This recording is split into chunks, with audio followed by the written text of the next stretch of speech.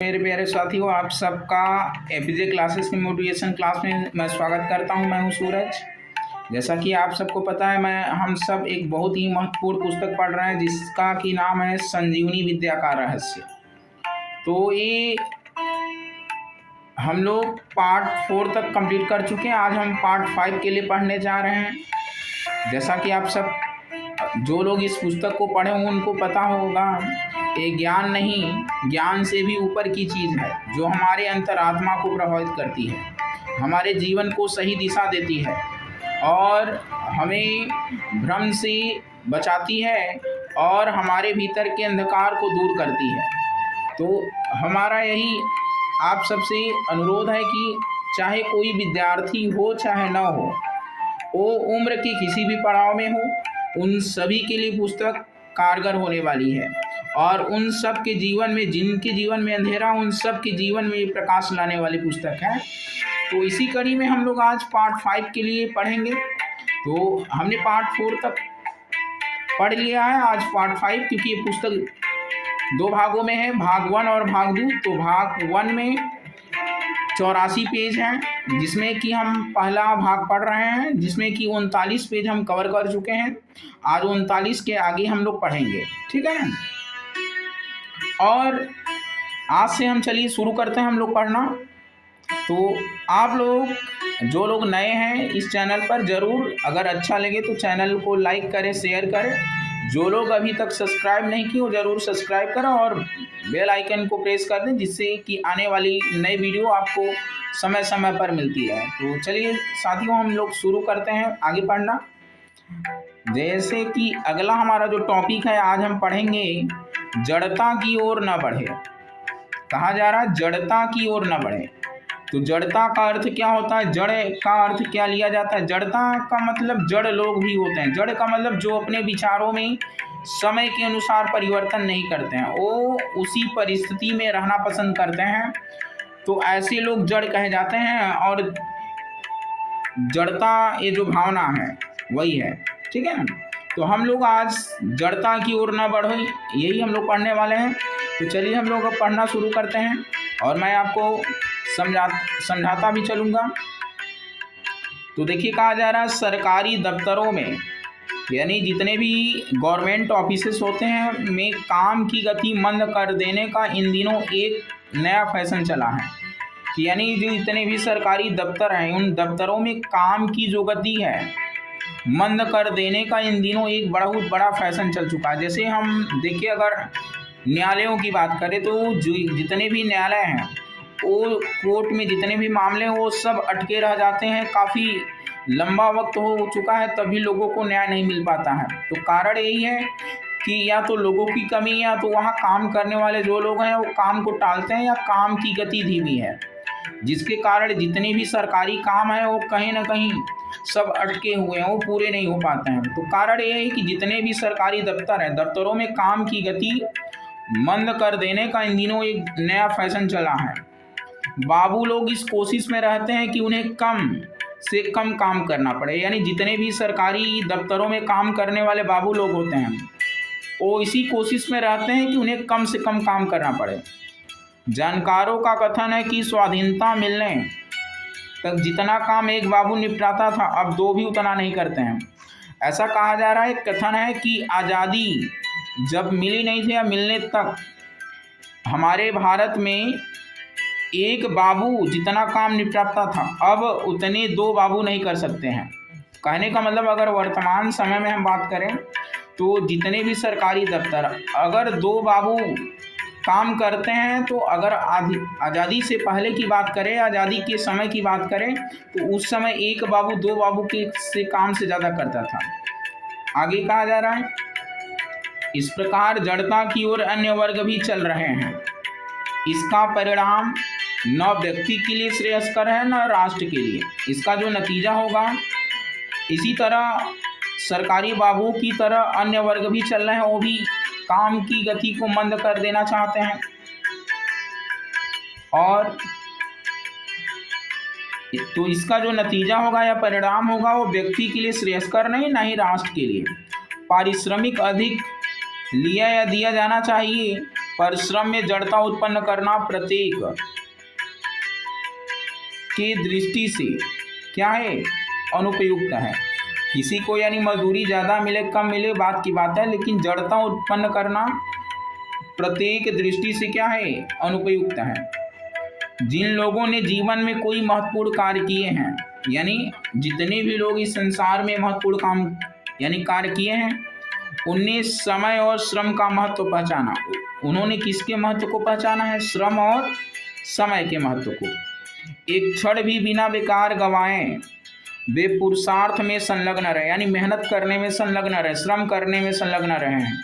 यह सोचना गलत है कि पड़े रहने से स्वास्थ्य बनता और श्रम करने से बिगड़ता है। आज आधुनिक पद्धति यही, ज़्यादातर लोगों की सोच ऐसी कि जो काम नहीं करता, खाली पड़ा रहता है, ज़्यादा आरामदायक जीवन बिताता है तो उसका जीवन लंबा होगा। ऐसा नहीं है, बल्कि वो अपने स्वास्थ्य को और बिगाड़ता है, और जो ज़्यादा श्रम करता है उसका स्वास्थ्य बनता है। सही बात इससे बिल्कुल उल्टी है। परिश्रमी ज़्यादा दिन तक जीते हैं, यानी जो ज़्यादा मेहनत करने वाले वो निरोग रहते हैं और ज़्यादा दिन तक जीते हैं, अधिक निरोग रहते हैं। जबकि आलसी के अंग प्रत्यंगों में जड़ता का प्रवेश हो जाने से जो हमारी जीवन शक्ति है घटती है और दुर्बलता आती है। बीमारी और अकाल मृत्यु की संभावना तेजी से बढ़ती है। तो हम लोग पुरुषार्थी बने, आलस में समय न गंवाएं, खाली न बैठें। और ये बहुत बड़ा गलत सोच है आजकल लोगों का कि लोग सोचते हैं जो आराम का जीवन, सुख सुविधाओं से भरा जीवन, वो आगे चलकर बहुत कष्टकारक होता है, क्योंकि वो जल्दी मृत्यु को करीब ले जाता हमें, और हम तमाम तरह के रोगों से ग्रसित हो जाते हैं। और जो मेहनत करने वाले होते हैं वो बीमारियों, रोगों से दूर होते हैं और वो लंबा जीवन जीते हैं। आगे कहा जा रहा है, स्त्रियों में जब तक चक्की पीसने, पानी भरने या खींचने, गोबर थापने आदि का परिश्रम करने की आदत बनी रही, तब तक उनका स्वास्थ्य काफ़ी अच्छा रहता था और प्रसव हंसते खेलते हो जाता था। आजकल महिलाएं भी केवल घर का काम करती, बाकी बाहर काम नहीं करती, उतना मेहनत नहीं करती हैं जितना कि पहले की महिलाएं करती थी, और जिसके कारण उनके बच्चे हंसते खेलते हो जाते थे। अब जबकि उन कामों को महिलाएं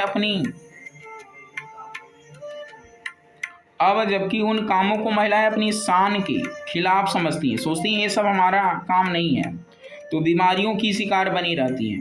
प्रसव बहुत ही कष्टदायक और कई बार तो प्राणघातक होते हैं। यानी जो आजकल महिलाओं को बच्चे जन्म लेते हैं, तो आजकल तो ऑपरेशन के थ्रू होते हैं, और कई बार तो ऐसा भी होता है कि या तो बच्चा भी मर जाता है, महिला भी मर जाती है, या तो महिला जिंदा रहती तो बच्चा मर जाता है, बच्चा अगर जिंदा रहता तो महिला मर जाती है। ऐसी तमाम तरह की कष्टदायक परिस्थितियाँ देखने को मिलती हैं। इस प्रकार आलस का उन्हें महंगा मूल्य चुकाना पड़ रहा। हर काम के लिए कूली और हर कदम के लिए सवारी ढूंढने वाले बड़े आदमी भी इसी प्रकार से अपने स्वास्थ्य बुरी तरह नष्ट करते चले जा रहे हैं। यानी आजकल देखा जाता है कि हर काम के लिए जो बड़े लोग हैं वो हर कदम के लिए सवारी ढूंढते हैं और हर चीज़ को उठाने के लिए कूली ढूंढते हैं, जिसके कारण जो अमीर लोग हैं, बड़े लोग हैं, वो भी अपने स्वास्थ्य को बुरी तरह से नष्ट करते चले जा रहे हैं।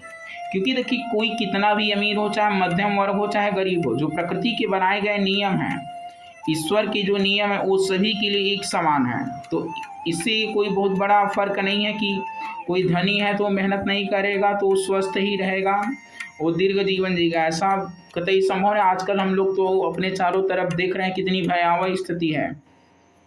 आगे हम लोग देखते हैं ईर्ष्या। ईर्ष्या एक अहितकर विकृति है। ईर्ष्या हल्की मनोभूमि के लोगों को बड़ी जल्दी अपना शिकार बना लेती है। संसार की सारी विकृतियों का निवास क्षुद्र मानसों में ही रहता है। इसका कारण है कि क्षुद्र मानस अथवा हल्की मनोभूमि के व्यक्ति में शक्ति सामर्थ्यों की कमी रहती है। इस कमी के कारण उनमें पुरुषार्थ की मात्रा की भी कमी रहती है, जिसके फलस्वरूप वे अपने जीवन में संतोषजनक कोई काम नहीं कर पाते। वे निरंतर अपने अंदर एक खालीपन अनुभव किया करते हैं। जो जीवन में कुछ संतोषजनक काम नहीं कर सका, यानी खुद को जो संतोष दे, वह दूसरों की सफलता देखकर जलेगा ही। यानी ऐसे लोग जो कुछ अपने जीवन में नहीं कर पाए हैं और बल्कि दूसरे लोग कर पाए, तो ऐसे लोग उनसे जलते हैं। असंतोष ही वास्तव में ईर्ष्या का जन्मदाता है। यानी हमारे भीतर असंतोष की जो भावना है, वही हमारे भीतर ईर्ष्या की भावना उत्पन्न करती है। मनुष्य या तो कोई संतोषजनक कार्य कर सके अथवा अपनी स्थिति में संतुष्ट रहे, तो वह अवश्य ही ईर्ष्या की आग से बचा रह सकता है। सब लोग तो ऊंचे कार्य कर नहीं सकते हैं, क्योंकि हर एक की अपनी एक सीमा, एक शक्ति और एक परिस्थितियां हुआ करती हैं। चाहते हुए भी अनेक लोग संयोग अथवा सीमाओं के कारण कोई सफलता नहीं पाते। इसलिए ईर्ष्या की आग से बचने का एक ही सार्वजनीन उपाय यह है कि अपनी स्थिति में संतुष्ट रहा जाए। यह उपाय ऊंचे काम कर सकने वाले, न कर सकने वाले दोनों के लिए व्यवहार्य हो सकता है। संतोष सिद्ध कर लेना स्वयं ही एक महान और श्रेयस्कर कार्य है। यानी अपने भीतर संतोष की भावना लाना, यानी जो हमारी परिस्थिति है, जो भी चीज़ें हमारे पास हैं, हम उसी से खुश रहना सीखें, जिससे हमारे भीतर ईर्ष्या का विकास न हो, हम दूसरों से जले ना, क्योंकि हर किसी के लिए परिस्थितियां अलग हैं। और आगे कहा जा रहा है, संतोषी व्यक्ति सफलता और असफलता दोनों दशाओं में समान रूप से प्रसन्न रहता है। यानी जो जिनके भीतर संतोष होता है, वो व्यक्ति सफलता और असफलता दोनों ही दशाओं में समान रूप से प्रसन्न रहता है। यही अविकल प्रसन्नता मानव जीवन का चरम लक्ष्य है। इसको पा लेना एक बड़ा काम है, यह प्रशंसनीय उपलब्धि है। संतोष असफलताओं को भी सफलता का दर्जा क्या करता है, दिला देता है। आगे देखते हैं हम लोग, यदि आप में ईर्ष्या की एक भी चिंगारी हो तो उससे तुरंत होशियार होकर बुझाने का प्रयत्न करना चाहिए। ईर्ष्या की आग किसी दूसरे का तो कदाचित यदा कदा ही अहित कर सकती है, किंतु ईर्ष्यालु को तो हर समय ही जलाया करती है। अंगीठी में आग जलती है जब कोई व्यक्ति अथवा वस्तु उसके संयोग में आती है, तभी जल पाती है, किंतु अंगीठी हर समय तपती रहती है।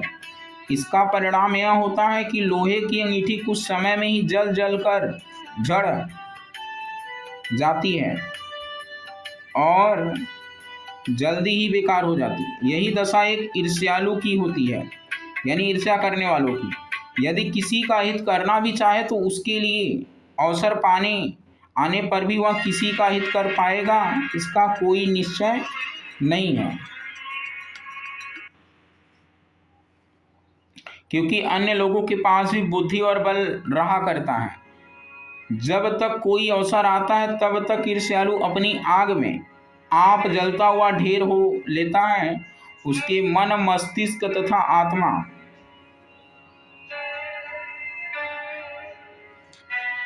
समय समय दुर्बल होते रहते हैं और शीघ्र ही उसका अधःपतन हो जाता है। आज तक कोई भी ईर्ष्यालु व्यक्ति जीवन में कोई उन्नति करता नहीं देखा है। यानी एक बात तो साफ है, जितने भी ईर्ष्यालु यानी जो दूसरों की सफलताओं से जलने वाले लोग हैं, वो जीवन में कभी कोई उन्नति नहीं करते देखे गए हैं। तो हमें दूसरों से ईर्ष्या नहीं करना है, ईर्ष्यालु बनना ही नहीं है और अपनी परिस्थिति से संतुष्ट रहना है। उसका मन, मस्तिष्क तो कलुषित होकर द्वेष की उपासना में लगा रहता, उसका शरीर दाह से झुलस कर निशक्त हो जाता है और तब भला इस प्रकार नष्ट और मृत प्राय हो जाने वाला व्यक्ति उन्नति और विकास के लिए पुरुषार्थ कर भी क्या सकता है। उन्नति स्थिति वाले ऐसे अनेक व्यक्ति भी मिल सकते हैं जिनमें ईर्ष्या, द्वेष की दुर्बलता हो, किंतु यह निश्चित है कि या तो उनकी वह स्थिति संयोग का फल अथवा पर प्रदत्त यानी दूसरों के द्वारा उनको मिला हुआ है, उसमें उसका अपना कोई पुरुषार्थ नहीं होगा। यदि वह स्थिति उसकी आत्म अर्जित है तो अवश्य ही वे जिस समय उन्नति मार्ग पर चलने के लिए बढ़े होंगे उस समय उनमें ईर्ष्या का विष नहीं रहा होगा। यदि यह विकृति उनमें बाद में आई होगी जो शीघ्र उनके पतन का कारण बने, यो तो वैसे भी उनका पतन ही समझना चाहिए। उच्च स्थिति पर पहुंचकर जिसकी उच्चाशयता एवं उन्नत भावनाओं का पतन हो गया, वह सिंहासन पर बैठा हुआ भी वास्तव में भूलुंठित ही है। स्थूल उन्नति तो जड़ता मात्र है, वास्तविक उन्नति तो मन और आत्मा की उच्चता ही है। जिस आग में हम स्वयं ही जलना पड़े अथवा किसी अन्य को जलाकर पाप कमाना पड़े तो उसे बुझा देने में ही कल्याण है। ईर्ष्यालु व्यक्ति मानसिक रोगी तो होता ही है, उसका शरीर भी रुग्ण हो जाता है। ईर्ष्या, द्वेष, चिंता आदि विकारों में विष जैसा प्रभाव रहा करता है जो मनुष्य के रक्त को दूषित कर देता। दूषित रक्त से शरीर के अवयवों का कहाँ तक पोषण हो सकता है, इसका अनुमान सहज ही लगाया जा सकता है। ईर्ष्यालु व्यक्ति में अपच का भयंकर रोग हो जाता है, उसकी भूख नष्ट हो जाती है, नींद भी चली जाती है, उसका शरीर विविध व्याधियों का आगार बन जाता है। और ईर्ष्यालु व्यक्ति देखने में कितना ही मोटा ताजा क्यों न हो, अंदर से बड़ा ही हो जर्जर यानी खोखला होता है। ईर्ष्यालु व्यक्ति कभी भी तेजस्वी नहीं हो सकता, उसके मुख पर सदैव हुई अपराधी की सी कालिमा छाई रहती। उसके जीवन का सारा सौंदर्य, सारी शांति, सारा सुख, सारा संतोष नष्ट हो जाता है। उसके अधःपतन की स्थिति इतनी भयंकर हो जाती कि वह जीवन से ऊब कर उसे त्याग देने तक की इच्छा करने लगता है। समाज में फैले झगड़े फसादों की जड़ में मनुष्यों की प्रधान रूप से ईर्ष्या ही सक्रिय रहा करती है। ईर्ष्यालु व्यक्ति का एक स्वभाव होता है कि वह स्वयं तो उन्नति करने के लिए बढ़ नहीं पाता है और दूसरे उन्नति करते हुए व्यक्तियों के मार्ग में वो क्या करता है, रोड़े अटकाया करता है, जिसका परिणाम सामाजिक संघर्ष के रूप में क्या आता है, सामने आता है। आज परिवारों, समाजों तथा राष्ट्रों में जितना भी तनाव तथा संघर्ष दृष्टिगोचर हो रहा है यानी दिखाई दे रहा है, इसका मुख्य हेतु मनुष्य के प्रति ईर्ष्या की भावना ही। आज मनुष्य से ही ईर्ष्या रखता है। अनुदारता, द्वेष, घृणा एवं संकीर्णता ईर्ष्या की ही विष बेल के कटु फल है। जिस समाज, परिवार, राष्ट्र में ईर्ष्या की विष बेल फैली होगी उसे यह कड़वे फल चखने होंगे। जहाँ ईर्ष्या रूपी विषधर का वास होगा वहाँ सुख शांति का रह सकना संभव है। ईर्ष्यालुओं के भाग्य में जलन तथा शांति के अतिरिक्त और कुछ नहीं होता है। यानी कहने का मतलब जो ईर्ष्यालु उनके भाग्य में जलन और अशांति के अतिरिक्त तो कुछ होता ही नहीं है। आगे कहा जा रहा है, जिस व्यक्ति को आप दूसरों की बुराई करते हैं उसके छल छिद्र खोजते, मार्ग में रोड़े अटकाते अथवा किसी प्रकार हानि पहुंचाने का प्रयत्न करते अथवा सोचते देखे तो समझ ले कि ईर्ष्या के विष से इस व्यक्ति की बुद्धि मूर्छित हो गई है, इसकी मनुष्यता मर गई है। ईर्ष्यालु व्यक्ति की सबसे बड़ी पहचान यह है कि वह किसी की सुख शांति नहीं देख सकता, उन्नति सहन नहीं कर सकता। वह अकारण ही उन्नतिशील व्यक्तियों की आलोचना करता है, उन पर झूठे दोषारोपण करता और उनके कृत्यों का मूल्यांकन करता दिखाई देगा। ईर्ष्यावश कोई किसी के रस में विष घोलने और उन्नति में बाधा डालने का प्रयत्न भले ही करे, किंतु वह उसमें कहाँ तक सफल हो सकता है यह निश्चयपूर्वक नहीं कहा जा सकता, क्योंकि किसी की प्रगति अथवा प्रसन्नता किसी की अच्छी बुरी भावना पर निर्भर नहीं होती, वह उसकी अपनी सदाशयता पर निर्भर रहा करती है। ईर्ष्यालु व्यक्ति बाधक बनकर अथवा डाह दिखलाकर अपना कलुषित स्वरूप प्रकट करने पर दूसरे से अधिक घाटे में रहता है। लोग उससे घृणा करने लगते हैं, उससे अपने हर्ष, उल्लास तथा उत्सवों में सम्मिलित करने से बचते हैं लोगों का विश्वास ईर्ष्यालु व्यक्ति पर से उठ जाता है, यानी जो ईर्ष्या जलने वाले लोग होते हैं उनसे लोगों का विश्वास उठ जाता है।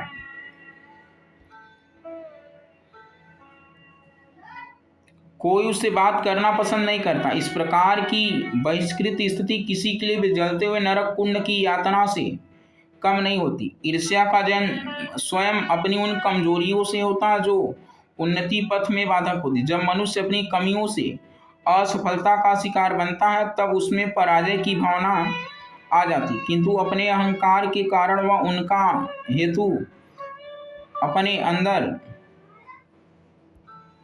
न देखकर दूसरों पर दोषारोपण किया करता। नौकरी के लिए बुलाए गए बहुत से प्रत्याशियों में से जो असफल हो जाते हैं वे यह तो सोचते नहीं कि उनके अंदर भी ऐसी कोई कमी रही होगी कि जिसके कारण उन्हें दूसरों की अपेक्षा कम महत्व दिया गया, बल्कि सोचने लगते हैं कि हमारी असफलता का कारण अमुक व्यक्ति ही रहा है।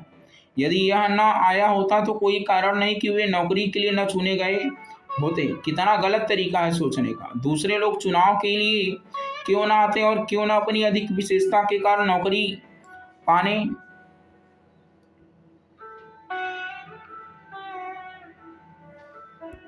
में सफल होते, किंतु क्या हो, ईर्ष्यालु व्यक्ति के भाग्य में ठीक विचार कर सकना तो होता ही नहीं। उसे तो किसी न किसी बहाने अंदर ही अंदर जलने का अभिशाप पूरा करना होता है। तो हम लोग ये ईर्ष्यालु के बारे में पढ़ें तो हम सब के भीतर ईर्ष्या की भावना जरूर होती है, लेकिन उसको दूर करने का प्रयास करें। ठीक है, आगे कहा जा रहा है ईर्ष्या से बचने का अमोघ उपाय क्या है। तो ईर्ष्या से बचने का अमोघ उपाय यह है कि आप अपनी असफलता का कारण किसी दूसरे को कल्पित मत कीजिए। कभी मत सोचिए कि आप किसी अन्य के कारण असफल हुए। विश्वास रखिए कि आप अपनी ही कमियों, कमजोरियों तथा अयोग्यताओं के कारण ही असफल हुए। दूसरों की प्रसन्नता देखकर प्रसन्न होइए। आगे बढ़ते हुए व्यक्तियों को अपना योगदान करिए। दूसरों की सफलता में प्रसन्न होने वाला किसी न किसी रूप में उसकी सफलता में भागीदार बन जाता है। लोग उसे अपना हितैषी समझकर विश्वास करने लगते हैं, जिससे सौहार्द का जन्म होता है। दूसरों की सफलता को अपनी और अपने परिवार, अपने समाज तथा अपने राष्ट्र की सफलता समझने वाला व्यक्ति हर प्रकार से लाभ में ही रहता। लोग खुशी खुशी उसे अपने साथ लेकर चलने के लिए उद्यत रहते हैं। सद्भावना रखने के कारण दूसरे उसे अपना सहायक समझने लगते हैं, जिसके प्रत्युत्तर में वह स्वयं भी उसका सहायता किया करते हैं। आगे हम लोग देखते हैं दूसरों की उन्नति को अपने मित्र की उन्नति समझने वाले व्यक्ति मन से तो ऊंचे हो ही जाते हैं, साथ ही सद्भावना के कारण उन्नतिशील व्यक्तियों के पास ही आसन पाते हैं। सक्रिय सहायता करने वालों की अपेक्षा लोग सद्भावना रखने वालों को कम महत्व नहीं देते हैं। यह मनुष्य की निश्चय ही अपने हाथ में कि वह किसी के लिए अपने मन में ईर्ष्या रखता है अथवा सद्भावना। किसी की सफलता अथवा उन्नति में प्रसन्न होने से आपकी गांठ से कुछ भी तो नहीं जाता है।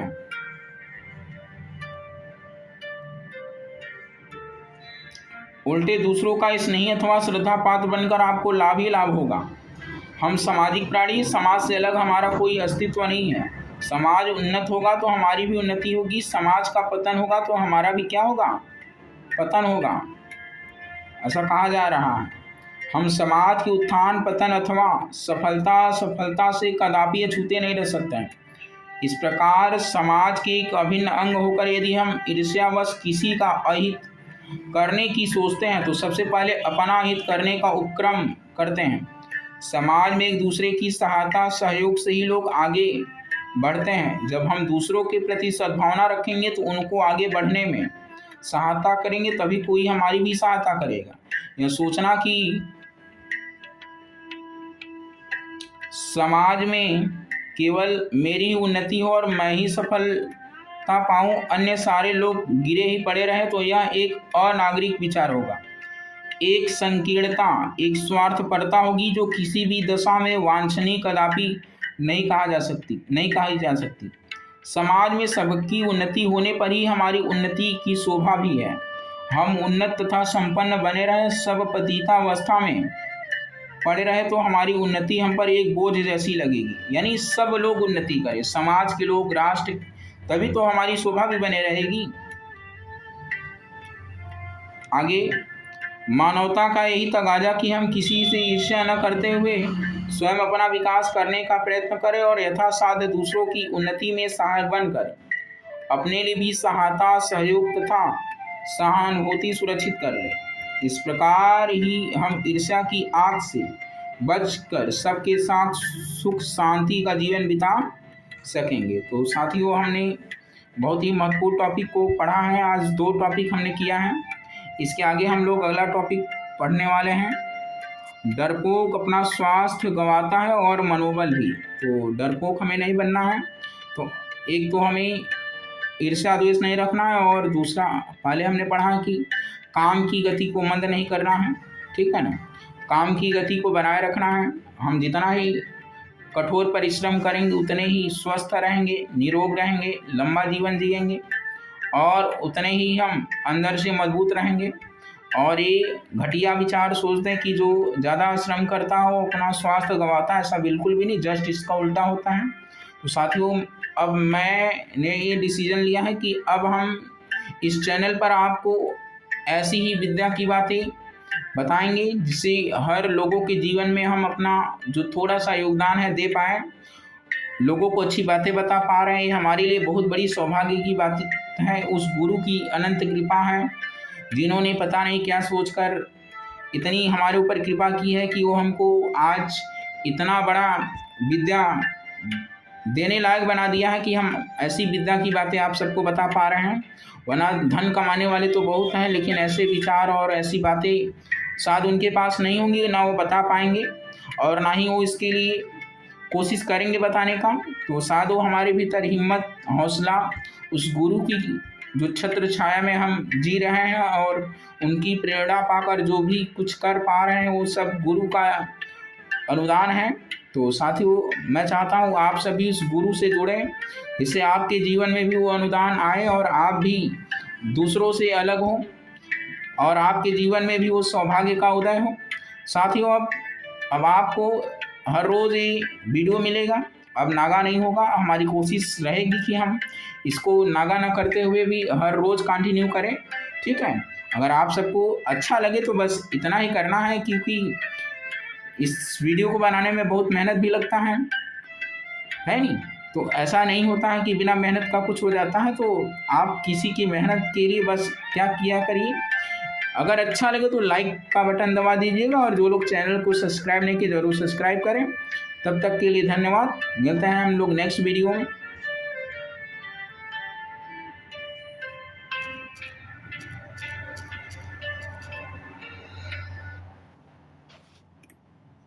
जय माता दी, जय माता दी, जय माता दी, जय माता दी।